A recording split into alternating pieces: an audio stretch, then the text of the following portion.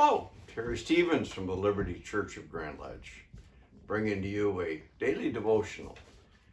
In the 19th chapter of 1 Kings, Elijah, story we all know very well, in the aftermath of the 63-word prayer that brought down fire from heaven and reestablished God as the God of Israel, finds himself running from Jezebel, who has promised to kill him for what he has done. He seemingly has forgotten what God has done, and in the circumstances surrounding the threats on his life, he finds himself alone in the wilderness, praying to die. Instead of death, God sends an angel to feed him and sustain him for 40 days with food from heaven. However, he was still alone and in the wilderness.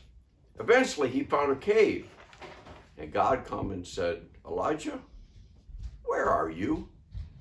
We know the story. There was a great wind. There was an earthquake. There was a fire. And eventually, there was a still, small voice. The conversation could be like ours today. God, look around. Here I am. I was going to church. I was singing. I was dancing. I was at the altar praying. I was listening to a great preacher. And now I'm out here in isolation, alone, shut down, running, literally, for my life. God's answer then could be repeated today. What are you talking about? Like he said to Elijah, Elijah, you're not alone. I have 7,000 people that I have reserved to myself who have not bowed their knee to any false god. You're not alone. I've still got a church out here. Yes, we may be in isolation, but there's no reason to feel sorry for yourself. This wind, this earthquake, this fire that we are going through now cannot and will not stop the will of God and the work of God on this earth. God has always put the work of his enemies down.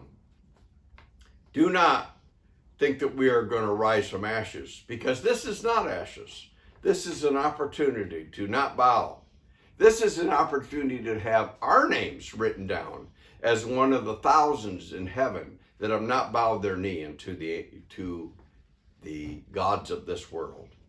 God will always, eventually, let you hear that still, small voice. So let's take an opportunity now to draw out of him. Allow the angels that are spirits sent to minister to every single one. That's us, who will be inheritors of eternal life. God sent angels to feed Elijah. He's going to send angels to help us. James 4:8 says, draw nigh to God, and he will draw nigh unto you. It is important that we always start our personal prayer, our personal devotion, like God instructed his greatest leaders in the Bible to first purify themselves. So every day, say, God, cover me with your blood. Wash my robes in the blood of the Lamb.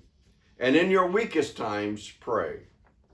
And when you pray that prayer for help, use it to ask God to strengthen his brethren, your brethren, all of the church. Pray for your friends, your neighbors, your relatives, everyone that comes to your mind. God send them angels because they feel alone. My constant prayer is, God, help your people. If we ever need to pray a prayer like that, it is right now. So join me in praying for all the brethren. The truth is, like Elijah, we are not really alone. We just feel that way. God will send you food from angels in a spiritual fashion. And yes, we will hear his still small voice. You and I can pray.